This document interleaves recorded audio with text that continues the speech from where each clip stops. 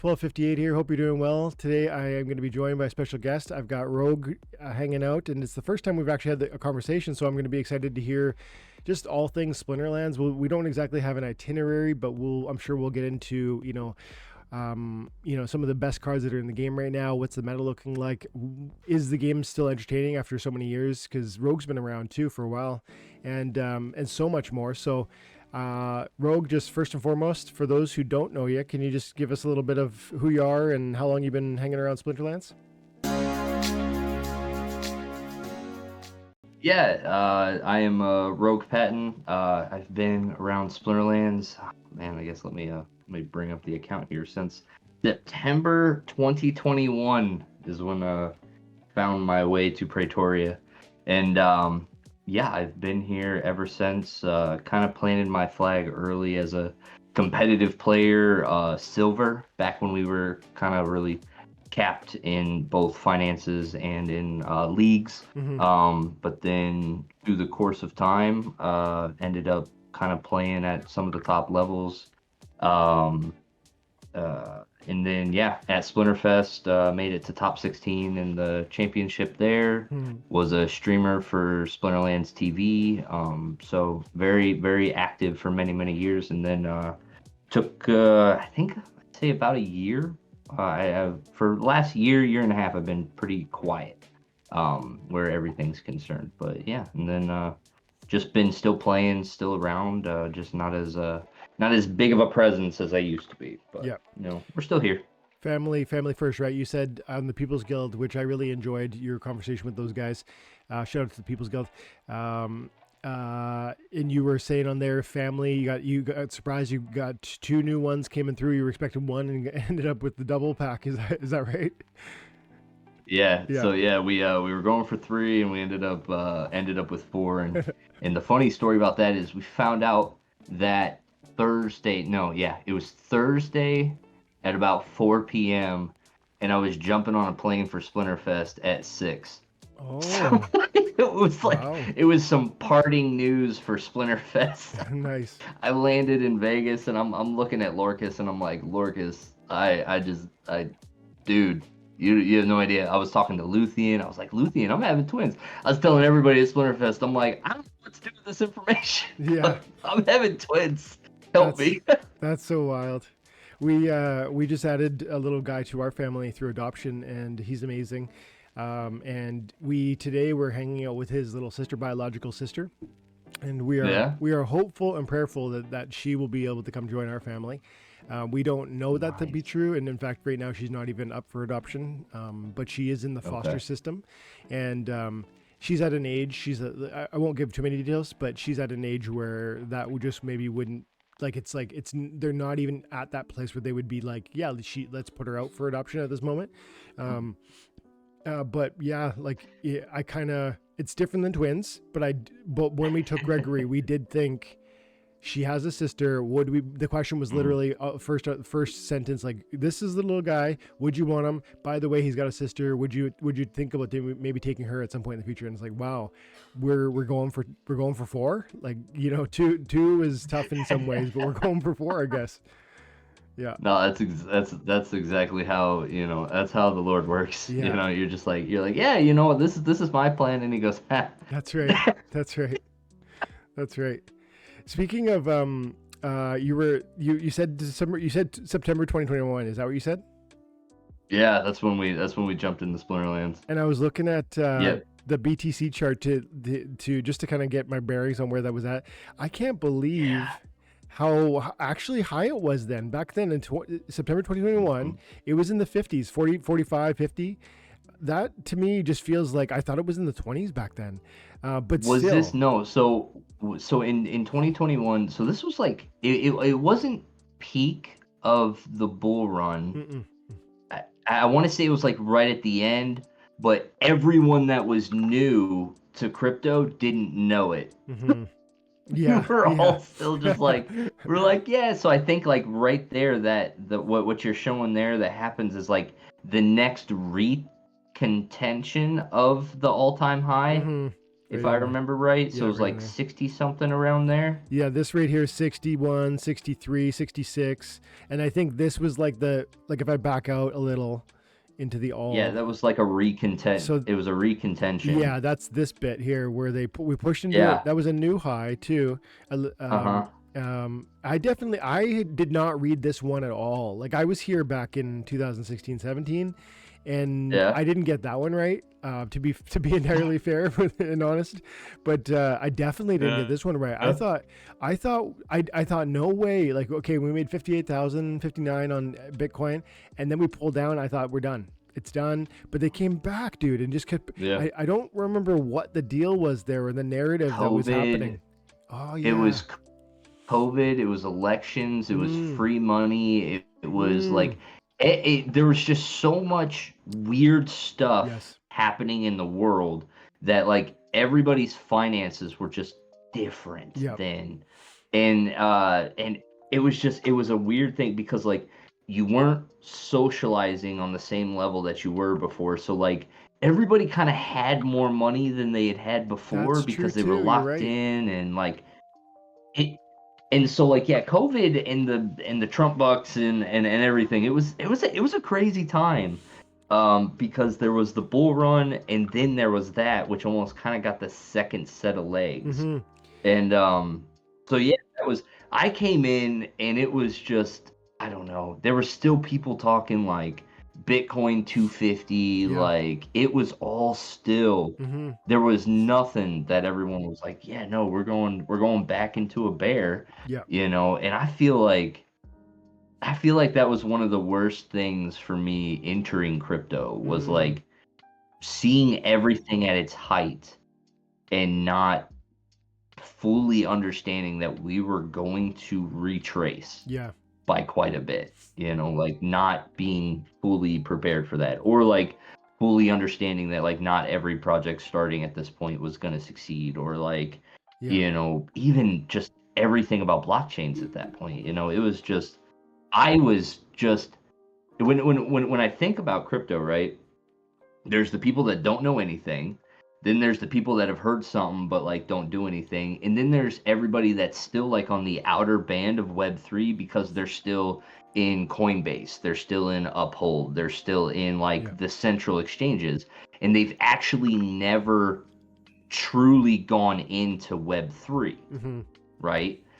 And so like that was me in 2021, end of 2020 into 2021. I was coming in to Web3. Like I had the MetaMask. Like I'm exploring like outside of the central exchanges, trying to figure out like because on my budget, this was the fun part, is like I'm like, yeah, I got $50, but like to get $50 from the central exchange into Web3 was like impossible because Yeah. you're paying $20 in fees or Yeah. whatever. Like you needed to move large funds, and so Yeah. that was a whole experience back then. But everybody, I feel like I didn't get the the the cold facts Mm-hmm. until way after 2021. Yeah. Like, You and so don't. where Splinterlands was concerned, this was the time when, oh man, Wavesmith was an $8 card. Yeah. O'Shaughnessy was 20, 30, 50. Might have been a $50 card. This was back when It might have. Aftersound made his gold foil purchase at Yeah. like 300 Yeah. Yeah. dollars. And so like in hindsight, man, like, oh man, just there is not a single person that'll come into this bull run, and if they start going ham on the reward cards, I'll be the first one that's like, bro, no, Yeah. but just wait, these will be in print for a year, like no, like relax, dude. Mm-hmm. But yeah, O'Shaughnessy, this was, oh man, that was peak. It was fresh rotation. Everybody like Untamed wasn't there. There was no cards to buy in this giant influx of players. It was a perfect storm. You said two things there that I think are worth pulling on. The first was the idea that there were certain cards you would advise against into the next bear, and I think that's a piece of what I want to touch on here. But the other piece was in 2021 you were expanding your crypto knowledge and growing it, but there was like, you ran into barriers and hurdles. Like even like I still have like $100 ETH tied up somewhere. It's like I can't move that. Like it's just like, unless I'm going to buy more ETH, unless like it's practically like $100 just trapped in a wallet, because I'm not going to pay 10 or 20 or whatever dollars for a fee to move $100. And there are those barriers to people. And so I guess what I'm asking around is like the topic of like lessons learned. And, I believe, I wonder if this is maybe the first question, that the bull market isn't done with altcoins. And in my opinion, there is room at least to believe that Splinterlands will enjoy that. We can't promise it, but I'm still feeling confident. So that's piece number one. Is Splinterlands going to enjoy this? And then piece number two, if we do enjoy a bull run in our game, Splinterlands, what does that look like from lessons learned in the last bull bear cycle for you? So yeah, this is going to be my first bear, this is my first bull. So I have no experience with any of this. So the way that I'm looking at it right now, and correct me if I'm wrong, but I think everything's still early, right? Like, I don't think Bitcoin 100K was like where this is all kind of like stopping and sharing from there. Like, I'm inclined to agree. The way the chart has moved, I don't think we're at those levels yet. But yeah, if Bitcoin makes its moves, it hits and it breaks through some thresholds, then it levels out. That money seems to then disperse into alts. Yeah. Then Bitcoin makes a run, alts go down, then alts rise up, and so it's like this ebb and wave. But I don't know. I think with elections and momentum and everything that we got kind of going on, I just think the time is probably right. Yeah. This is generally when everybody thought it was going to happen anyway. Shortly, months after the halving and all this stuff. So this is what everybody's been talking about for 4 years. Yeah, there's a lot of narratives. Like there's even there's stuff around like America might buy 1 million Bitcoin and put it into a strategic reserve, and there's more and more institutions that are getting involved, and there's like then there's XRP stuff, which is interesting even if you're not an XRP person, because it's kind of speaking towards like more and more adoption. Like Brad Garlinghouse, the I think CEO of Ripple, the company, is going on 60 Minutes tomorrow, which is a big deal from like an institutional sort of like, MSN, mainstream media, like, from a certain, let's say, audience standpoint. Because you talked about how difficult it is to navigating those wallets. A ton of people, and I alluded to that in the question, a lot of people are going to be intimidated to this space because they want to be on Coinbase or whatever, but they don't want to be like MetaMasking it. And so there are those barriers. Yeah. And I think we begin to pull those walls down as we sort of open the curtain a bit more to some of maybe like it's, whether it's pensions or whether it's governments or whether it's, mainstream media covering it in a positive way, etc. So all that to say, I am very excited about this moment. And I do think we probably have some reason to expect some green candles. But I guess I'm inclined to look at it like the piece that I heard you talk about was those reward cards. I haven't really thought about that, because I do think, I think probably chaos reward cards are almost in their own boat from the perspective of not carrying value in the way that we would have wanted because of their mass production. Yeah. But I also think you could look at different cards in Splinterlands and make those arguments. And I do think, maybe this was before we went live, but you were talking about, there's certain bags you wouldn't say goodbye to even if we reached crazy numbers, because you want to play the game. And so there's that piece, but you also need, it makes prudent sense to slow down and be like, well, the house needs like that bathroom, or the car needs a tune up, and this game has gotten like, my wallet has grown quite significant. You know what I mean? So are there any sort of, without any making predictions, but just have you begun to dream like where there would be some maybe ice cream money, or however you want to refer to that as? Personally, no. Okay. Not yet. The way that I've always seen it is like I've been here now for a minute. But like I'm still like a beneficiary of philanthropy. Mm. And so there are people that are investing in me and have been like helping me along the way for like a really long time. People that have been in the space for a minute, and so I am supported still. And so I'm still like I want to get to the point where I am self-sustaining, like when like I'd like to get to a point where like I'm in Azercon, or I'm Hmm. the housewife for the win, or these people that are like anytime the game decides to release a card, they're just like, yeah, I'll buy a max, I'll go for the gold foil. I don't like, I want everything in the game. And so for me, like I would love to get to that point of sustainability Hmm. where I've got stuff, I've got enough within game that I'm, or within Web3, Hmm. that I am not in any way affecting my real life. Yeah. You know, like everything I'm doing in Web3 is completely outside of my paycheck. It is completely outside of every influence to my physical family. Yeah.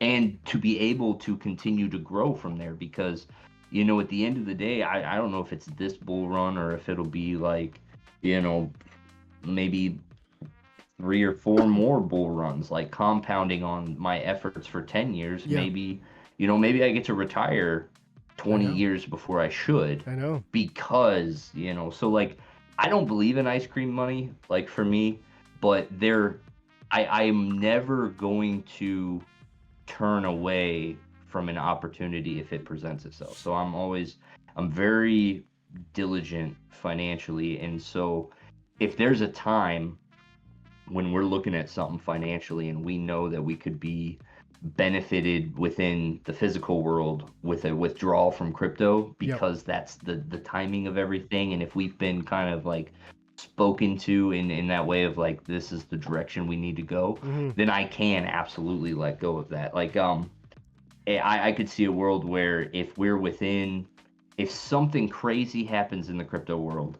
and I'm now at a position where I don't have to fully liquidate, but maybe I do take like a big haircut Yep. on my assets, but I'm now mortgage free Yeah, in the dude. real world. Yes.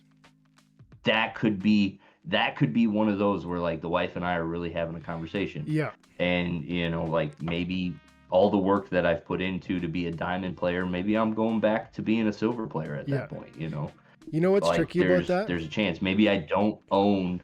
Huh? I was just gonna say, you know what's tricky about You that? said what? I was gonna say, What? the idea of um, you're saying like if some opportunity came up and you're like you and the wife are gonna like we can go mortgage free, and I hear that and I go, yeah, Mhm. dude, that's like I really think that's gonna happen for some people. Maybe it's not gonna be me and you this season or this time around, but I actually believe that some people are going to experience life-changing wealth, and I do think Splinterlands can be part of that story.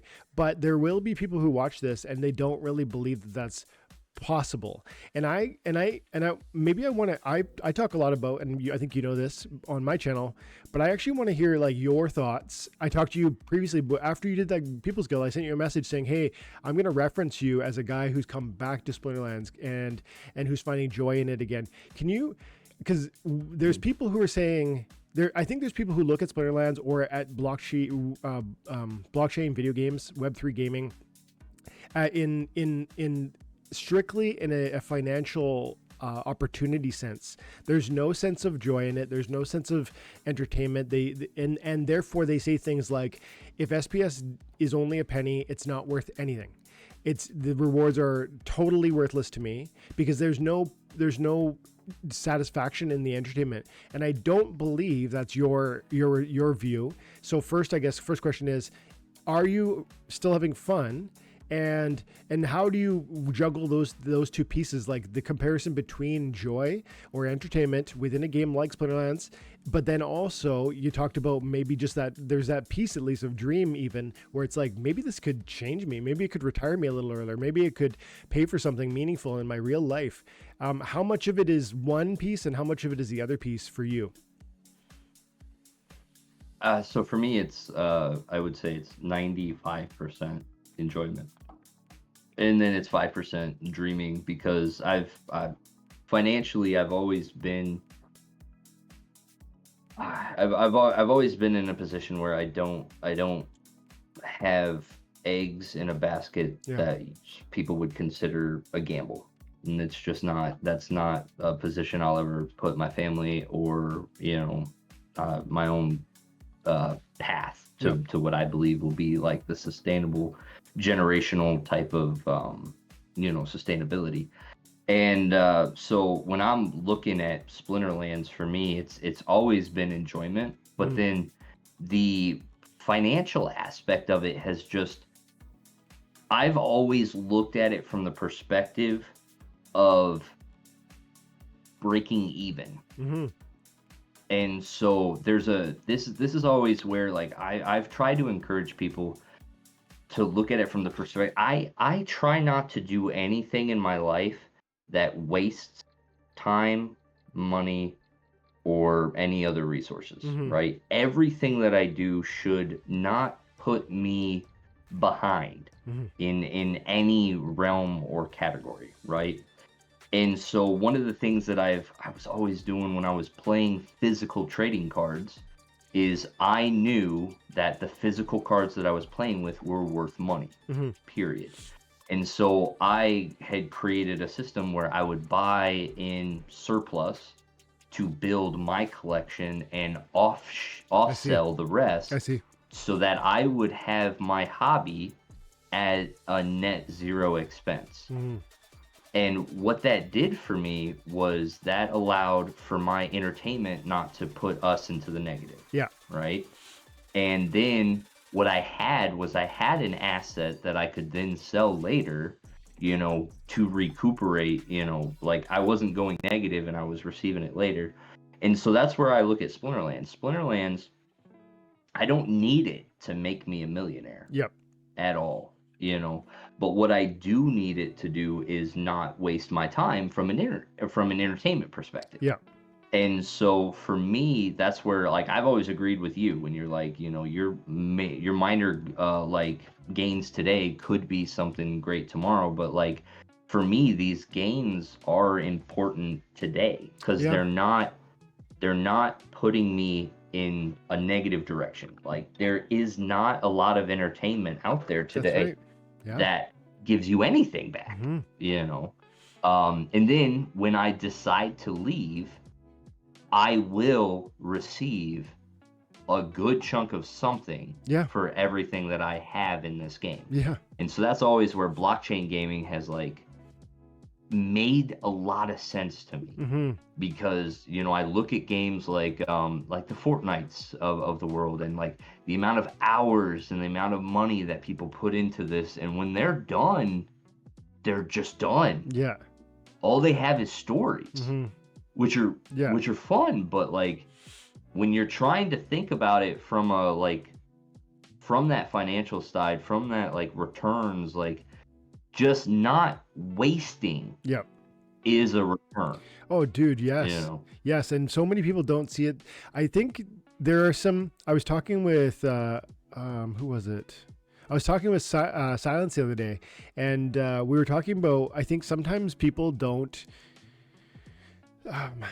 you would think everyone's decisions would be made on the basis of like the logic and the analysis of all factors that can be understood, but I don't really think that's how most people approach like their daily understanding. And so I feel like what you're saying is just reason and logic, and like you're saying, there's some reward here. I'm enjoying the game.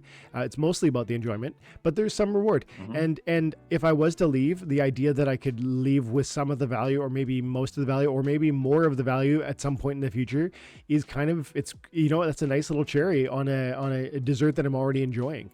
But some people just go, I don't know, I'm not sure what's happening in these situations, but it's like they're blind to... In fact, I recently have engaged several comments which will say things like, there is no reward. Like, and they're so hyperbolic about it.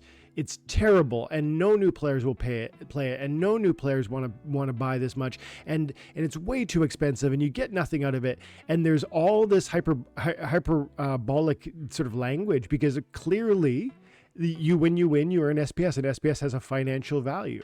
Now you can pull back, and I said in the video I said to the guy, I get it. Like what you're actually saying is you feel the rewards are inadequate for the cost to start or to go at that level. But then you point to a guy like Gathering the Magic who enjoys this game loves this game, plays it daily on 3 accounts. And one of them was a $10 account, which you put no money into except for the spell book. And between that and Splinter Forge, he was able to earn, more and more DEC and soulbound reward cards, which he's still to this day playing. And he's got something like, I think he said $150 worth of SPS that he's earned for play. Like just for he's 15x his value. And then he's got soulbound reward cards, which don't have a value, but they have a value. You know what I mean? And so and then people will say of that story, well, $150, who cares? But it's like, which is it? Is it that you can't have fun with it and make something little, or is it that you can't become a millionaire overnight? Because I really think it's more the latter. You know what I mean? Mm-hmm. Yeah. There's only the only people that I understand their arguments are when they're comparing them to other blockchain games. Sure. And there's those are the ones that are like, it's like, look, I can spend an hour of my time here, or I can spend $1,000 here. And with an hour and that $1,000, I could return 10%. But if I went over to X game on X blockchain and invested the same money and put the same time, I could yield more. And it's like, you are correct from that perspective. And if that's the realm that you're going, if that's the realm that you're taking the argument, then yeah, totally. But like, if you're going to compare like me playing a 2-minute game to you doom scrolling Facebook reels, like, don't tell me that you made more than 10 cents getting your algorithm of validation in your doom scrolls. Like, knock it off. Like, I'm progressing further than you. Totally. And actually, I will say though, Facebook reels did actually teach my wife how to pressure cook a frozen turkey, like from frozen to table. Nice. Through a pressure cooker, like within hours. So go Facebook Reels. I didn't know you could do that. Like for the most part, I thought they could explode if you tried that. No, is that risky? Yeah, but like it worked. She did it dinner the other night. She took one of them discount after Thanksgiving turkeys. Right from freezer to that, and we had dinner, and then like, I don't know. She said 5 pints of meat after that. Amazing. And then like 2 gallons of turkey broth. Like, she went homestead on that. Dude, like, let's go. Turned it into some value. So yeah. I love the thing. Like, if you're not getting that out of your Facebook Reels, if you're just watching Joe Rogan, then I think my 10 SPS per win is that's right, more man. Value. And I've said it before, I'll say it again, because I think there's more and more new audiences are going to come. When we look at a win and we say that there's 10 SPS, these are Rogue's wins, by the way. I want to see this Tofu here that you pulled out a W with. I haven't been losing with Tofu. I'd love to talk about Tofu in a minute, but you on this win that's on the screen, you're going to get, I don't know, 5, 10, 15. I don't know how much SPS you're going to get, but the idea that it's like only 10 or 11, and I'm low diamond right now. Yeah, I'm not doing anything crazy. Mid-season low diamond. Yeah, and people, and the idea that it's not consequential to pull away, let's say $2 a day, because 10 SPS a match, and you probably pull 10 wins a day, 12 wins a day. I guess that's $1.20, $1.20 US a day. If that from a video game, from like, by the way, it was fun. 95% of the reason why you say you do it is because of entertainment, and then I'm getting a free $1 out of this deal. Yep. Yeah, man. Of course, it's like we go and people who want to laugh at that. They don't really live that way. Like, hear this. Like, I know the people who are going to scoff at $1 for SPS from a win on a day, or 10 wins on a day, are also going to be the same people who do in their wallet have, their favorite grocery store has a point card, and their favorite gas station has a point card, and they pick their credit card because it gives you points, and they go to Costco. Like, there's all these different memberships that we participate in because we want to scratch and claw a dollar here, a dollar there. That's just standard North American lifestyle like with partly because inflation's crazy, partly because, for a lot of reasons, but that is the life most of us live. And when you go, well, my video game, which I already enjoy, it's not just for the money, but then you know what I mean? Like that to me is where that word revolutionary actually comes, and that's why I apply it here. I'd love to hear if you have any thoughts on that thread, but I do want to talk about Tofu because I've got some feelings about, man, this card's good, dude. I've just rented it for a couple days, but did you have any thoughts on anything I just said before we move to Tofu? Yeah, I mean, and that's the values there, and that's what I've always and just comparing Splinterlands to the other trading card games, Yeah. I think this is one of the things that I've always said is that Splinterlands has done a great job giving every card value, and that's mainly through the leveling up system that they have, burning of bulk copies. Like these are all things that I appreciate coming from standard trading cards because I came from the world where you're spending $3.50 to open up a pack. Oh, I'm sorry. I might be aging myself. They might be well over $4 by now. Yeah. But, you're spending that kind of money for a booster pack that you're literally just going for the rare. And even those rares are sometimes really junky. Wow. But, in our game, it's set up in a way where like commons, rares, epics, and legendaries are all important. Yeah. Some are probably more important than the others, Yeah. and they're all scaled in a way where you can level up, and the value is just it's, I think, forevermore. It's constant deflationary, and if the follow through on land and all the other game modes that they come up with, like I just don't see the value ever going away as long as the player base grows. Yeah, that's the thing. If the player base grows, and I obviously am inclined to believe that it will, and everybody needs to. That's one of the key pieces when people analyze what this is. You gotta look at, in my opinion, you look at three things. One, is this game fun? Do you believe it has a future? And do you think the rewards are meaningful? And meaningful is, I'm using that word intentionally because they can be trivial and yet meaningful. They can be consequential, like somehow you see the value in them. And if those three pieces exist for you with any game, then you should play that game. And to me, they definitely exist in Splinterlands. On Tofu, and actually on Rebellion a little more broadly, I'm just looking at your summoners here. You got Tofu max, you got Drath maxed out. Yeah, we got everything. We got everything. We are supported very well. What are your thoughts? Tell me about some of these things I don't even know about. Like I've tested out Nidhogger a fair bit and I like it.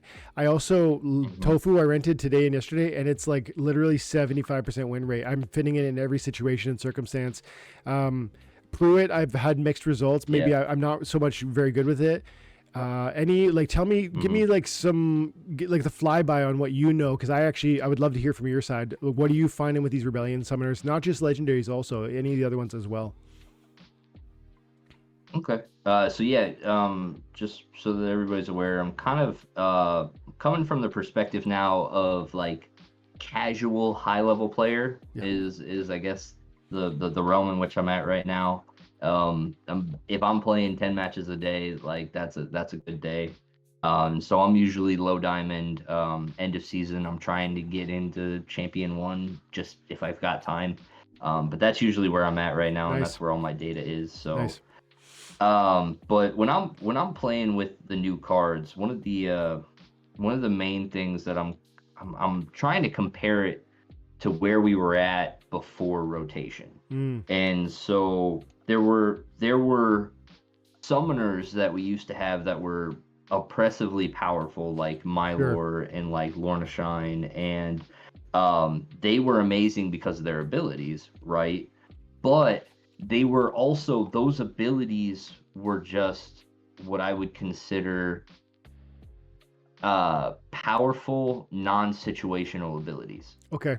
So like if you're kind of looking at a rule set and you're like, I don't really have anything specific that I want to do here, throwing thorns on your whole team to like backfire against 1/3 of the like attack types that can come at you Yes. is just a good basic counter Yes. that you can, like, if just throwing thorns on everything, then you can start to look at voids, you can look at stuff to really narrow in on the rest, because at that point you don't care if they bring a whole sneak team. You're like, I am going to handle that just fine. You've eliminated almost a whole subset of strategy that you just don't have to think about when you come in with these types of summoners. And so that's why Tofu, in my opinion, is as powerful as it is, because it's just one of those when you're looking at the cards and you're like, you know, I don't have anything specifically I want to do, I'm gonna Tofu. Yep.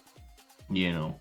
I And think we have the majority of rule sets where that's like that 7 mana doesn't stop you totally. from just throwing Tofu out Yeah. there. Even now, again, very limited experience, and I'd love to hear if you feel I'm wrong here, let me know.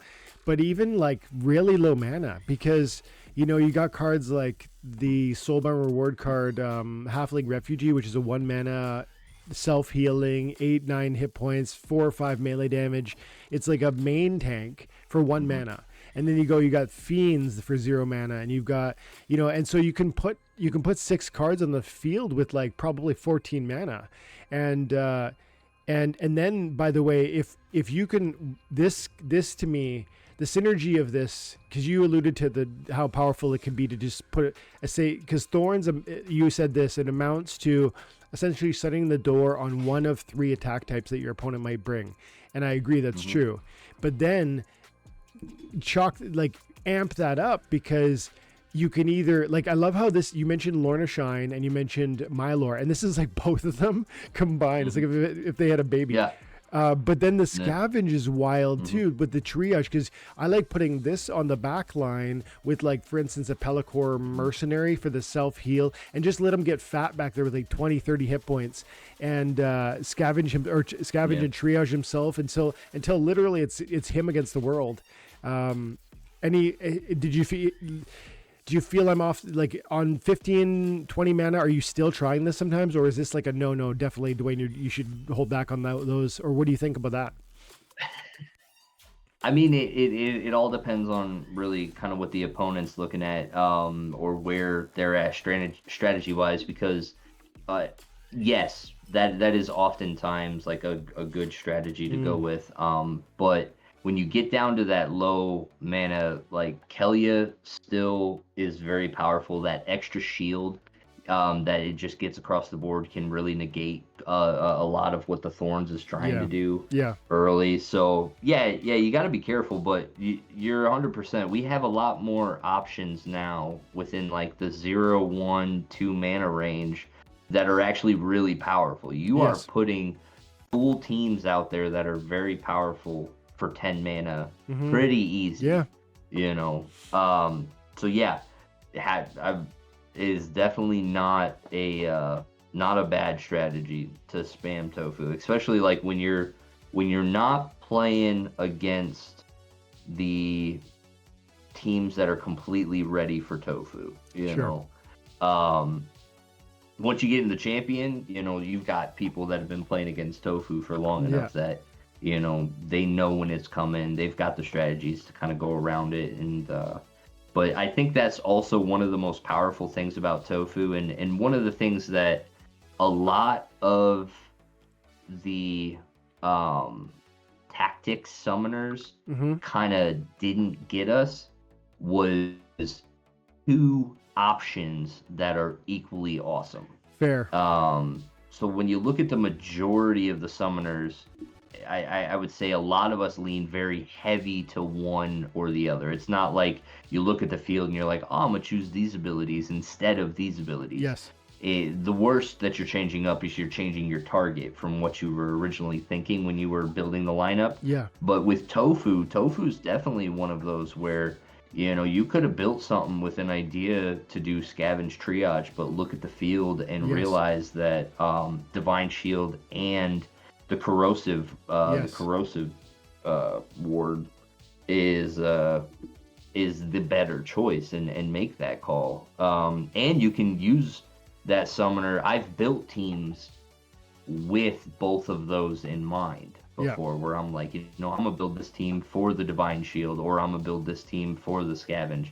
Where like I go into stuff with Lorcus, and I don't think I've ever done the Trample Fury. Yeah, totally. Like I don't think that's really ever been like Yeah, the Life Leech Affliction is just always I know. my So good. go-to there, or I would say even with like Max Pruitt over there, like I don't think I've done the Cleanse Repair ever. It's always trying to go for the Piercing Shield Strike. It is, I think, the only teams that I've ever built with that guy. And then yeah, all the basic summoners. A Kane, I think I'm always doing ambush, never doing lookout. Nidhogg. Nidhogg, I'll do both. Yes, me too. Nidhogg, oftentimes I'll look and decide, but I usually lean towards the execute and the speed on Nidhogg. Yeah, that's if we're so playing good. Chaos Dragon. I agree. You get because the Chaos Dragon already has the blast, and then the speed, the execute with the blast is crazy. When I actually didn't even know at first that I'm going to show the card on the screen just in case people don't know. But Nidhogger is one of the Rebellion summoners. It's an amazing card. I have a level 3 of Nidhogger, and I will buy the max. There's Nidhogger, and you can do execute with +2 speed, or you can do blast with, is that Death Blow? I think it's Death Blow. And yes, then, Death Blow. And then Chaos, it's not a summoner, it's not dice. Chaos Dragon with the crazy blast and 4 bomb can so well. I didn't know Magic could execute, and that when I found that out, I was like, I need to level up my. But I feel like people are sleeping on. I don't know if it's. Go ahead. I think there's 2 things with Chaos Dragon that I'm not. I think they're both. I mean, they're not both bugs because that's the way that it works. But I don't know if it should. Okay. One is that if a creature with Scatter triggers execution, I feel like its next attack should also be a Scatter Shot. Yes. Like, in what world is this thing always a Scatter Shot, but for some reason now it knows what it wants to attack? Interesting.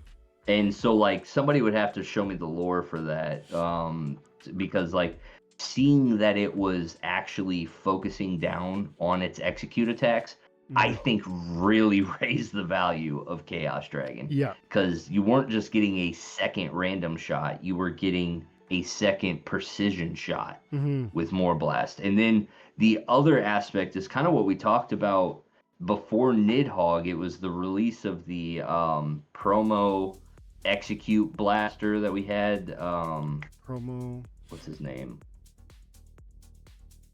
He's Night Stalker. Night Stalker. Okay.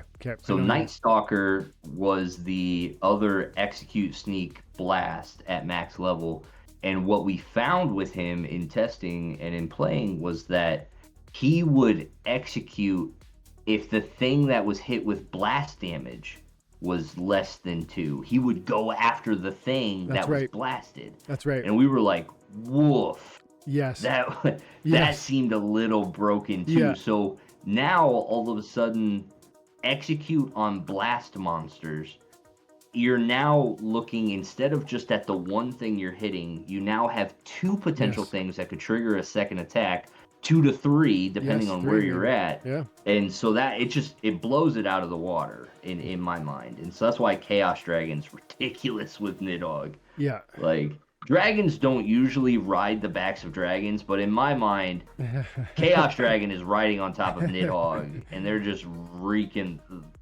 killing it. Yeah. I think you're right about that scatter shot. That's really interesting. I don't want that to change because I use it all the time, but it's I can't see. I mean, I can't. Everything you said makes perfect sense. Why it does? I just kind of like, why would it do that?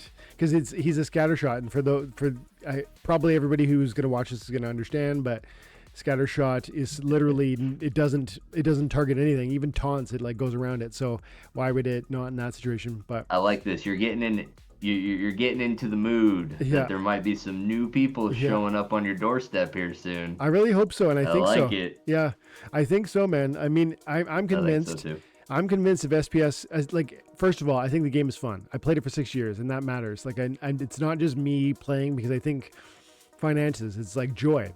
And I think more and more people are going to see that. First point. Second point.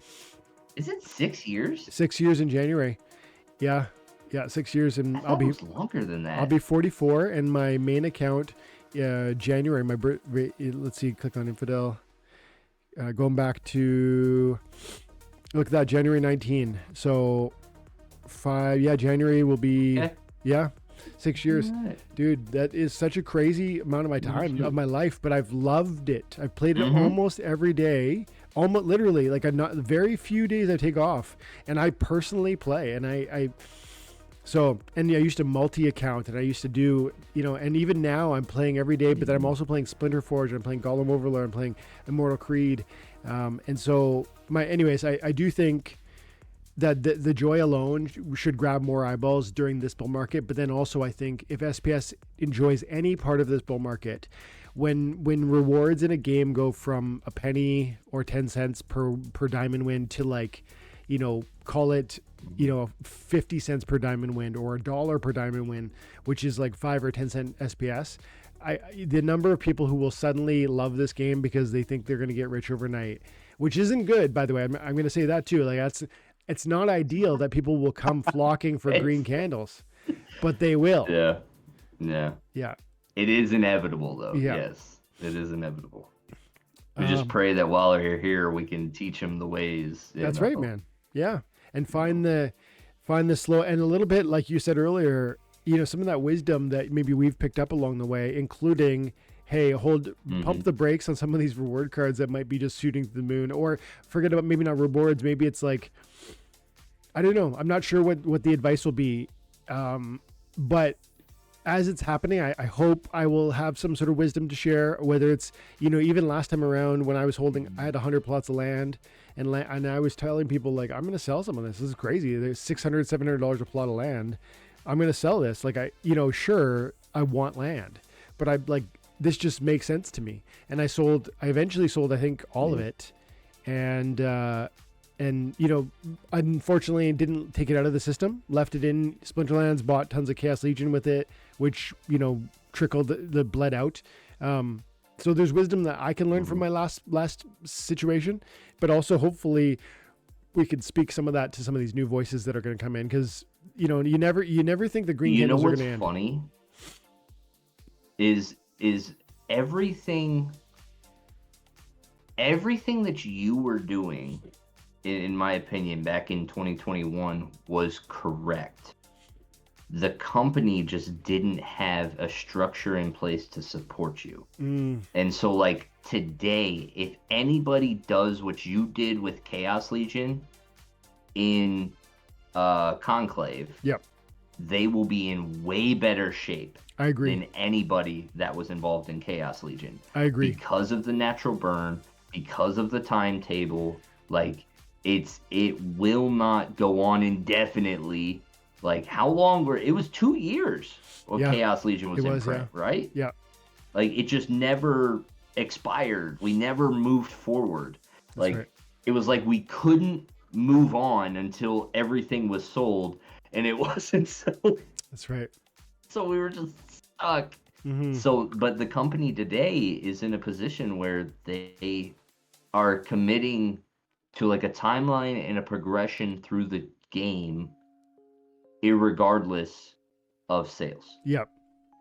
And anybody that compounds their gains from, like, if for some reason, like, we get a bunch of new players, everybody that was in on Rebellion is gonna see the same stuff that Untamed saw, like, they're gonna go crazy. Yeah. And then when it comes time and we've got a bunch of new players, the hype's up and they're about to launch Conclave, I will confidently feel like those players will be in a better position than we were for Chaos Legion. I think so. I think I agree. And that'll be great for them. Not just from Chaos, like main set, core set, but the rewards too, because the same idea that you just said around the packs, it definitely applied to those rewards, and how we saw, like, that's the Oceanus thing, and that's I don't know if it was there was too many. I think it was too many things being promised by past leadership, but there was also like a bit of being in over their heads in a moment of like, this is unprecedented financial growth, and we can reach for everything. And maybe also, you alluded to when we started the conversation talking about Bitcoin, and we all thought, 100,000, 200,000 back then in 2021. And so there was probably a lot of things going on that led to almost a perfect storm of Chaos Legion not working the way that they wanted.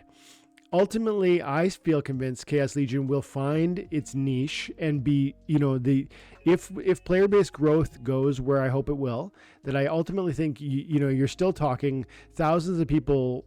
There's not enough if thousands of people come, and we could see bigger growth than that, in my opinion. But that was a bit of it was a black eye, and we're probably still recovering from that. And yet Rebellion, if we look at Rebellion data, has begun to tell a different story, even all because of what you said, like how the packs are burned when they're not bought, and how the end of the sale is timed, not limitless, and the reward cards are soul bound. They need to unlock, and there's a cost of that, and all that leads to less copies of them being liquid on the market. Various different approaches, getting rid of bots that just farm that stuff. So a variety of different choices that have transformed this space. And I think we can, in my opinion, Rebellion proves that the argument. Do you think we need to wait for Conclave to see that happen, or is Rebellion the first proof of that? In my opinion, Rebellion's the first proof, because what it did was it proved that a set can sustain its value through its printing, based on like whatever the player level is. You know what I mean? So like today we don't have a lot of people like we did at the start of Chaos, right? And it shows. We've sold what? It's only like 1.2 million packs or something. I think so, yeah. Like this is comparable to what Untamed was, when Untamed sold out, right? So this is but the prices of the cards have sustained, like I think everything is looking very smooth here. So then what'll end up happening is, if we have an influx of players that come in for Conclave, then nothing will change from the card set value, which is the important part. If we have, let's say, 5x the amount of players for Conclave than we do for Rebellion, that chart will look the same. Those cards will not be ridiculously priced. Because the demand will match the supply, and it'll be consistent. And so that'll be absolutely huge for that consistency aspect. Now, what will then happen is, if we are 5x the players of Conclave, then Rebellion might look pretty silly, because those 4 times new players like aren't going to have the Rebellion aspect. And so that'll be where like that gets pretty crazy to watch. But if we have that increase of players, like that price won't change. There will still be like affordable, or at least, affordable is not really the right word to use, because everybody's standard of affordable is different, but it'll be consistent. And that's the important part, because when I came in the Splinterlands, I had no data of consistency. I had mountains of peaks of whatever stuff looking, and I had no idea what the future was going to look like. What we have now is we have what everything looks like when demand and supply and use cases are there. And it'll be, I think it'll be a very different story. So I'm excited for it. 2 things come out of that what you just said. The first is you said something like Rebellion prices could get crazy, and I think that's you're talking within the realm of like if we see like a 5x of player base growth, which to me seems, I think, like at minimum plausible. Like let's just leave it there. I think that's likely, in fact, but let's say plausible. And then, I mean, the price point should reflect. This is crazy. Look at this. You compared Rebellion to Untamed, and that's a valid comparison. But then, interestingly, like Rebellion, the data on the screen here: 922,000 open packs, 960,000 open packs from Rift Watchers, and Rift Watchers was a mini set. So when you open 1 million of Rift Watchers, you get greater print rates than you would with Rebellion for any one card, because there's more cards across the set within Rebellion. And so I'm saying it's even scarcer than the mini set Rift Watchers in a sense. Like it's this and if we are set for any sort of player base growth, so a piece that I'm thinking right now, people asked me recently, like, what do you want to, like, do you want to move any value into Splinterlands if the bull market is being advantageous to you? And I believe there's room to be thoughtful about that. I would probably want to add some SPS to my bag for part of that. But one thing I'd love to do is just buy like 1,000 Rebellion packs. If crypto gains allowed it, and again, like you alluded to earlier, not putting out the family and not like we've got our exit strategy, me and the wife, and you know what I mean, all that. It's not just all in on Splinterlands, but I actually think there's value here. And I want those toys. That's the other piece too. It's not just, it's both fun and opportunity. I guess my question to you is like around. I've never go ahead.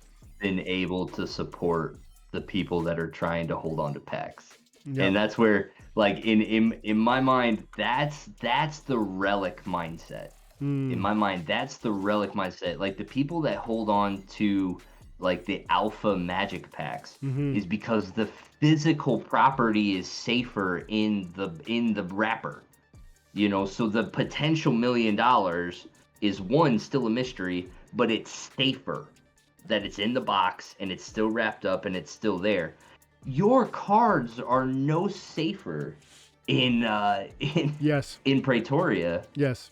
Like opened, and they work for you better when they're open. Yes. So like I will always tell everyone, like, do not hold packs. Like, open them cards. Like, rent them, combine, play, get scholars, do something. Yes. Those cards are working for you there. Like, if you want to hold... Because I promise everybody, I'm like, look, if that Rebellion pack goes 10x on you, guess what? It's because the cards did more than 10x. Yep. Like, like... Because there's some... cards. There can be chase cards in there that would be like for instance, Tofu. If Tofu keeps escalating, it will alone drag Rebellion card pack prices up once they're off the market.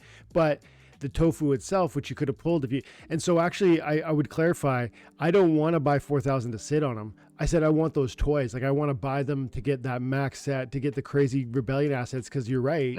I want to be... But having said that, I would probably hold on like 400 or 500 and just be like, every now and then I'm going to open 100, just like, because I'm just kind of like, I can't hold on to anything you're like that. A content creator, right? Yeah. But you could just you could justify it that way. You'd be like, yeah, I need this for future videos. And to your point, that's smart. It's smart. And to your point, as long as you got a plan. Alpha, like you I think you mentioned them, you know, because the piece is like, well, Alpha going for 100 or for $60 US. Yeah, but like, you know, look at this chart. This is Hive Engine where you can buy and sell Alpha, and since November 3rd, not one is sold. And so, you know, it's not like there's these things, these old assets that are... You know, I don't question the value. I believe somebody would pay $60 probably on a certain day. But I also don't believe that there's great demand for those things. Like people, if they want an alpha card, they don't want to necessarily rip a pack. They want to go into the alpha section, and they want to be like, I want, you know, this feral spirit or whatever. And, or more likely, here's the real thing.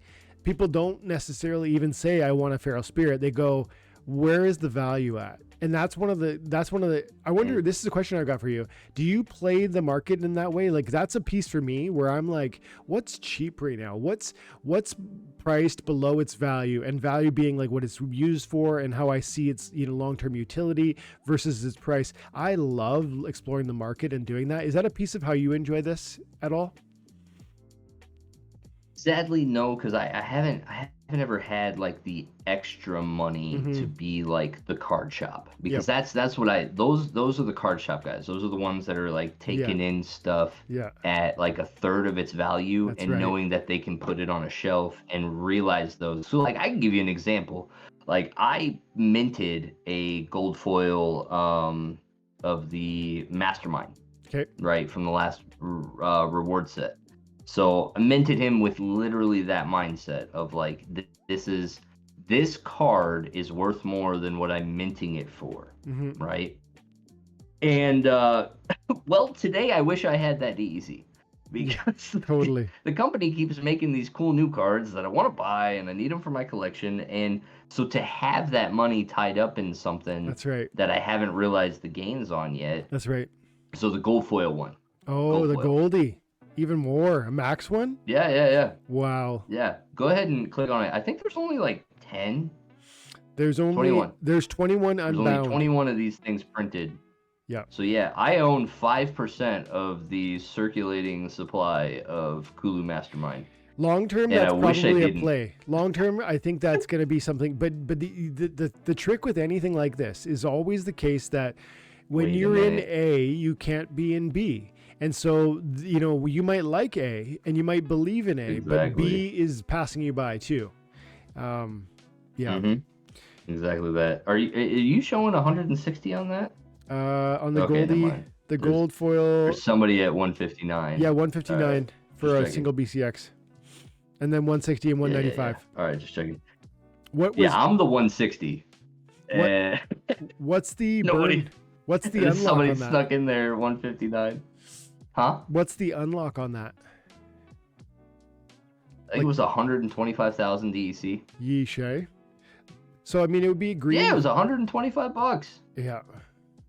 But like, I mean, it's I own 5% of the circulating Yeah, supply of yeah. this. Like this is going to be something.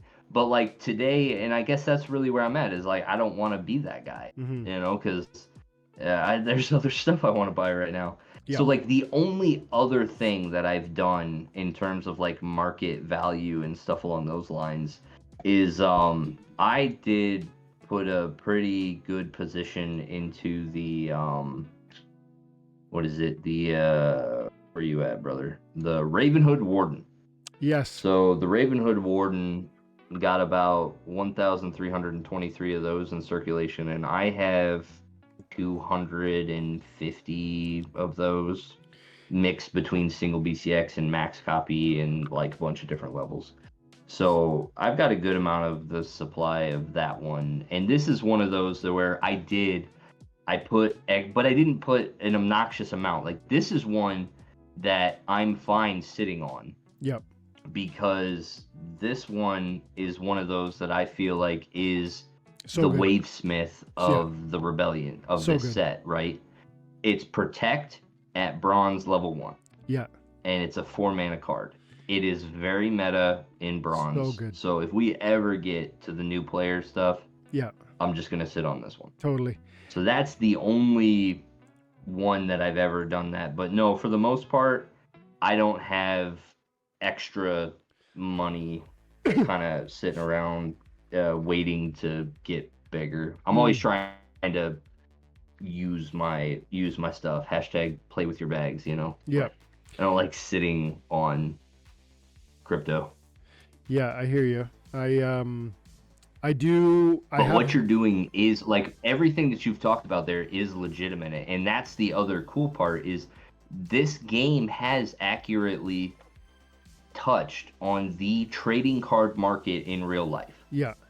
There are people that can come in here and just be the card shop. You know what I mean? Yeah.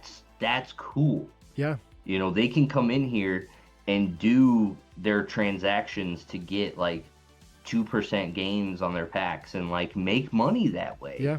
They can go into these bids and into stuff and scoop stuff off of desperate players and then resell it later. Like that's a thing. Yeah. And it's for some That's not my people. thing. For some people, that's the game. and it's cool that we can appeal to different audiences too. That's something that's special, and it's overlooked sometimes when people maybe they're critical of the auto brawler, collectible card game aspect, but there's layers here, and I think those layers are going to grow and diversify. I'm conscious of time. I think we've been over an hour. How you doing? And there's maybe one more thing I'd love to talk about if you got like say 10-15 minutes, but if it's too late, I understand too. No, I'm doing fine. Cool. The People's Guild have us conditioned to 3-hour shows, so love it. We're good. So the other piece that I was really, and it's to me they're two pieces of one plate or whatever you want to say there. The Rebellion conversation and the excitement around its relative scarcity, and then Conclave and how it's operating, especially with the starter packs, or how it's supposed to operate with the starter packs, where you can get 25 BCX in a single pack for $5 US. I wonder, we talked about Chaos Legion being a bit of a problem, a bit of a black eye, and then they corrected with Rebellion. Do you have any concerns around Conclave maybe being the next Chaos Legion because of that starter pack thing? And how there's actually no print rate on those, like there's no limit on those. If people want to go ham on the commons and the rares, they can do so at a huge discount with those concerns, thoughts about Conclave, or specifically those starter packs, and then that comparison between it and Chaos Legion. Well, I guess so. Maybe I'm not fully versed on the starter packs, but weren't those supposed to be like one per account? No, I don't think so. Or you can just buy as many of the starter packs as you want. You know what? I'll pull it up, but let's see. I'm like, I could be crazy there. I mean, it's just in my opinion, I guess that would be a weird. That would just be weird. I think right? you should only be able to buy one starter pack. You get the starter pack. You get the starter pack with your account. That was one of the things they talked about. So when you buy an account moving forward, you'll get a starter pack. But no, there was that I think is cool. Yeah, totally, exactly right. I'm hoping to find. But yeah, I mean, because that was one of the things. Like I was playing the game, like when we started, like the ghost cards were there, right? And so that was an aspect of the game that I enjoyed. Like I was able to get in and do something right away. I was playing the summoners I didn't own, like even though I owned some of the other cards. But no, I think I'll have to get more versed on the starter packs to make sure. But I don't currently have any concerns with Conclave. The only thing that I'm a little concerned on is they decided that Rebellion was going to be part of the mage wagons for Conclave. Yeah. And I thought that was weird. You know, it almost felt like they were going to try to stop the bleeding from like no utility on extra Rebellion cards. Yep. By promising something down the road. So that's kind of reminiscent of the past. Yeah. I was actually really looking forward to seeing what the prices of Rebellion did as soon as the mage wagons were like done. Yeah. Because I mean, it was only going to go two ways. It was either going to be stable or people were going to start to dump stuff. And honestly, I was ready to move on the dump. Yeah. I was gonna. That's when I was gonna make my position in the Rebellion. But it never happened, and so I didn't really move on it. But yeah, so I don't expect Conclave to really go much different than that. I would wonder if, because I think right now I actually don't know what bronze looks like in modern right now. And so I would be curious if there was some exploitation on starters, right? If that puts you into a position where,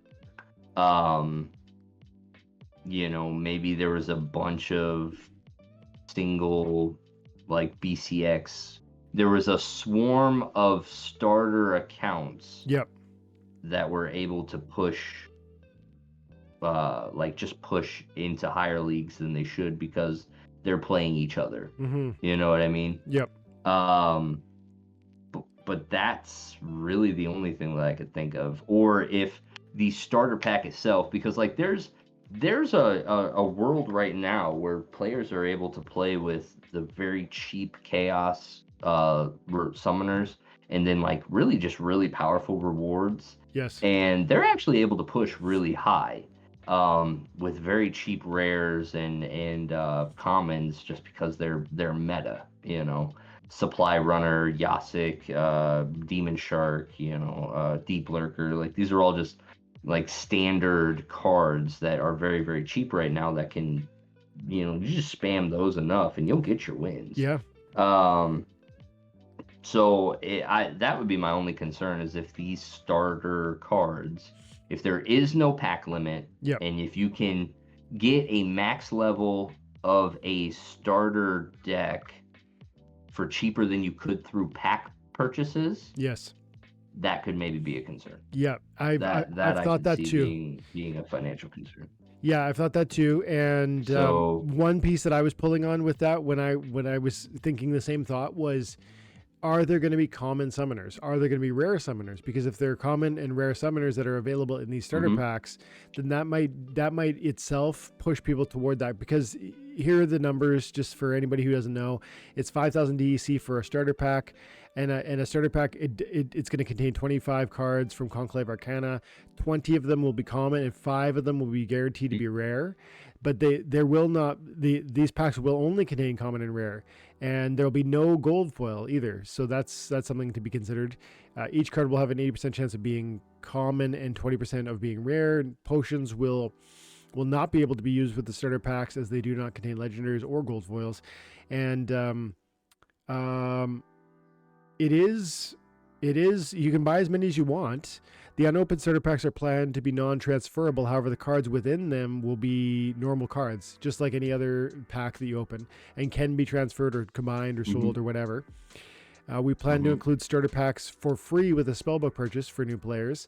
That doesn't seem gimmickable, because even if you go bot and you like try and buy a bunch of accounts, well, you're spending $10 to get a $5 pack, so you just wouldn't do that.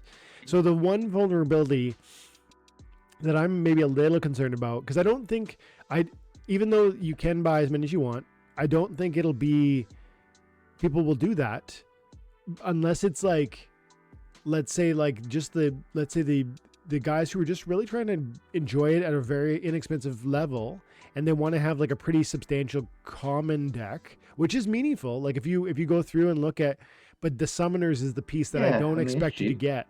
And that's pretty core, and you need them. And so I think it would be an error, and they haven't said whether they're doing this or not, but I think it would be a mistake to put common summoners in those packs.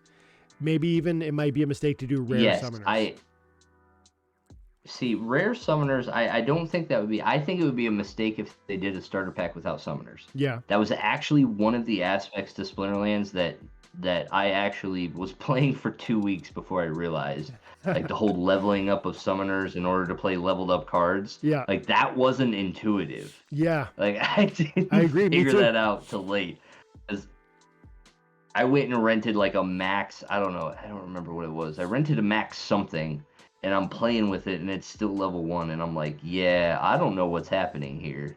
But all right, so I guess let's look at this from a financial number here. We've got the cheapest Rebellion common right now is 6 cents, and the most expensive common non-summoner is 25 cents.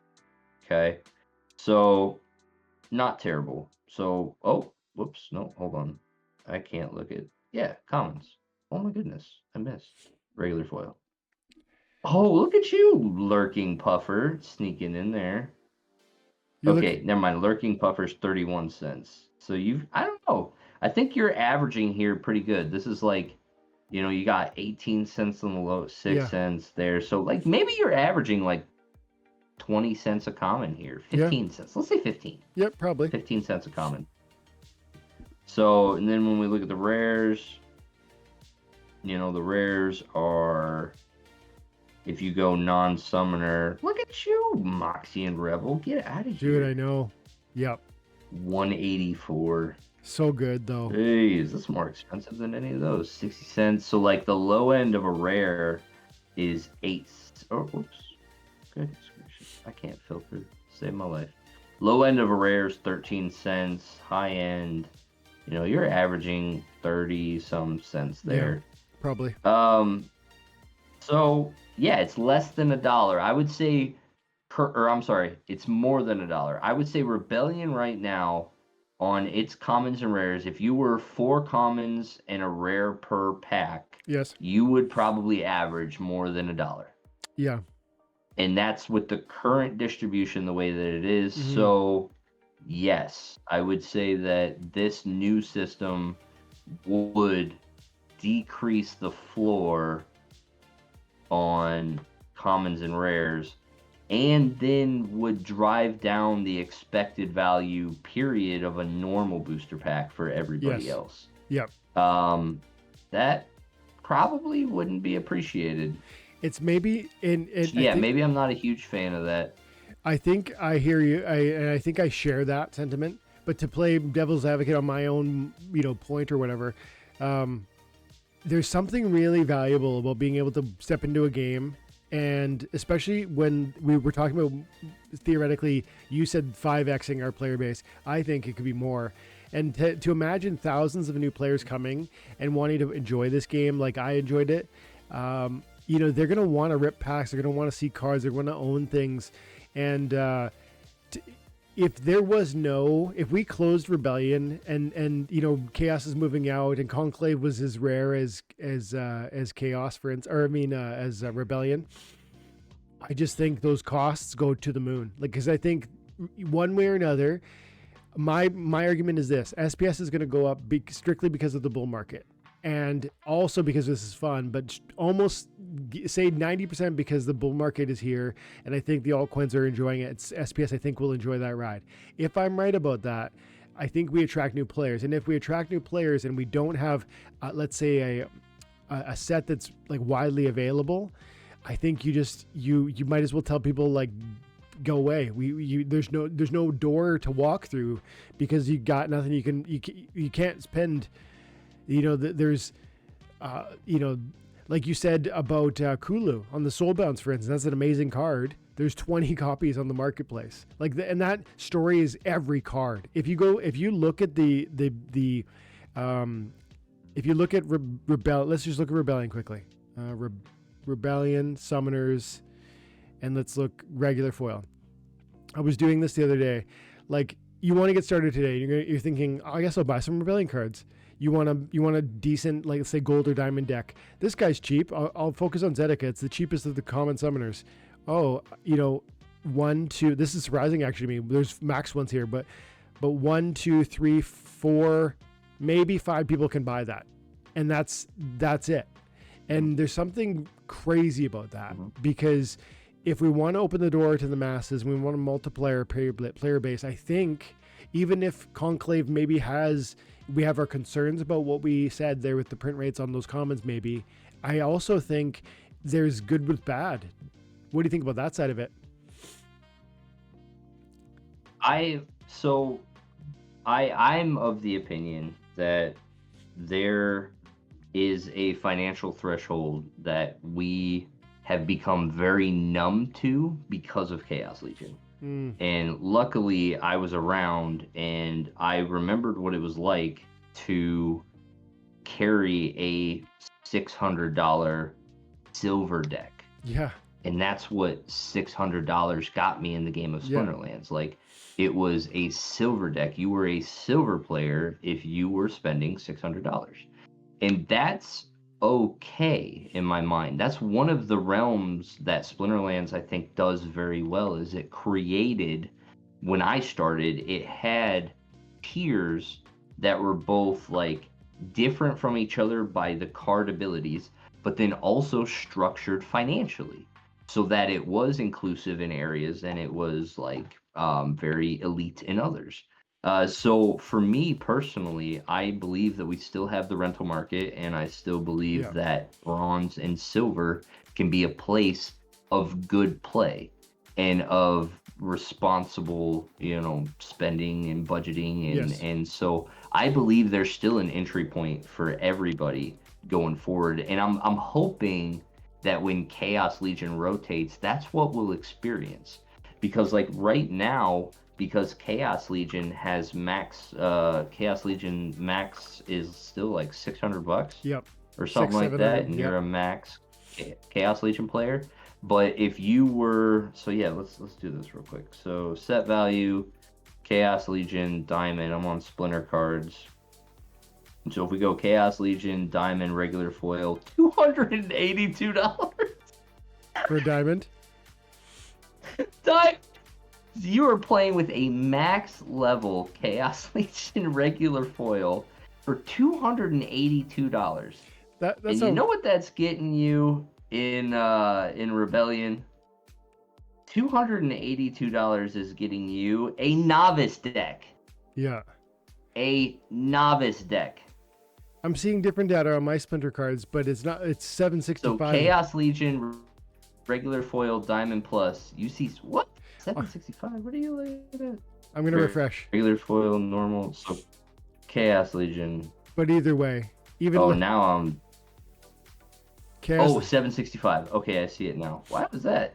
Either way, 765 there, and then you go to Rebellion. Yeah. And you go down to Novice, and it's 289. Bronze is 442. Silver. See, I don't know what's going on. I gotta refresh. Maybe that's. Oh, there you go. Silver for Rebellion is $1,488. Wow, hey. I guess. Based on this, So, I can tell I've got a gold league. I've got a gold league Rebellion deck based on this data. But go on. So this is the main point. Is like right now everybody's still riding like this max for $200. Yeah. And thinking like that's the new player experience that we need to do. And realistically, it's not. One of the things that they did away with was the tiers, right? They were like, we're not doing novice, we're not doing silver, we're not doing this. And sadly, I wish they would go back because the game is different now. And when Chaos rotates, it will be even more different because, we've done away with the bots. We've done away with, some of the leaderboard prizes for like camping and stuff like that. But like it was still like a safe spot for you to separate yourselves from others financially. Like I could come in, like that was one of the big aspects for me in this game was I knew that at $600 there wasn't somebody else sitting across the table from me that had different Chaos Legion cards than I had. Like they weren't going to beat me with a better card. Because that's the league I was in. Those were the rules that we were playing by. And I really enjoyed the game from that perspective. But no, my main thing is that when Chaos Legion rotates, there will be a new player experience in Bronze and in Silver, and it will be way better than it was in the past, and way better than it is today. So like then we'll start to see what pans out in Matt's model. Matt's model is that like you should be able to kind of like just increase your deck by like $10-15 however you want, and so we're gonna see from Bronze to Diamond, we're gonna see that finance really separate the tiers, and I think people will have great experiences in there. And then while Conclave is out, the main thing is the prices can't get too out of control until every pack is sold, because if the prices get too ridiculous, people will open up more packs. There are still the people out there waiting to open up packs. If the expected value on the cards gets too high, they will crack packs to bring it low. And then as long as we don't hit the max of 9K before demand is fully satiated, then we'll be okay. If we're in Conclave and we've got player growth and we've gone through the 9 million, then hang on to your pants. But... Dude, I am loving this, but I'm fading. My sinus pressure is going crazy. So I'm going to have to wrap. I'm like starting to cry over here. It's like, it's not just that your passion is getting me going, which it is, but it's also the fatigue. It's because you see the future. Like, it's so beautiful. I can see it. I can see it. I can see it. Aggie is there. Yeah. He's already made it. Dude, I had a lot of fun, and I'm super glad you were able to be available. And I really hope we can do it again sometime soonish, like a month or so from now, maybe. I would. Yeah, we'll make it work. My hope is that there's going to be lots of fireworks over the next 3 months. I think next 30 to 90 days, if we're going to see, in my opinion, take it with a grain of salt, we're going to see some fireworks. And I'm hoping there'll be opportunities to pull triggers for me on, like, you know, more SPS and more Rebellion packs, and then Conclaves along. If you know, Lord willing, I'm hoping I can do a bulk buy with Conclave, because for all the reasons we just said, like, I feel like we've got some things right, and Chaos didn't go the way I wanted, but not from a long-term hold perspective either. Like we said, I want the toys, and I've enjoyed this game for 6 years, I'd love to see an Infidel summoner in this game. So, you know, we'll see where that goes too. Let's go. Okay, bro. Anything you want to say before we close her down, though? No, man, appreciate you. I'm glad you're still on the grind. You were one of the early ones I saw when I started, and so I'm glad you're going to be around for this one too. Yeah. Good job balancing, you know, your life with this and keeping your priorities straight, and I appreciate you. Thanks, man. Thanks. So that means a lot, and I really do appreciate it. And yeah, we'll do it again. But everybody, just thank you so much for your time. If you are new to the channel, hit the subscribe, hit the like, and yeah, guys, have an amazing day. God bless. Bye for now.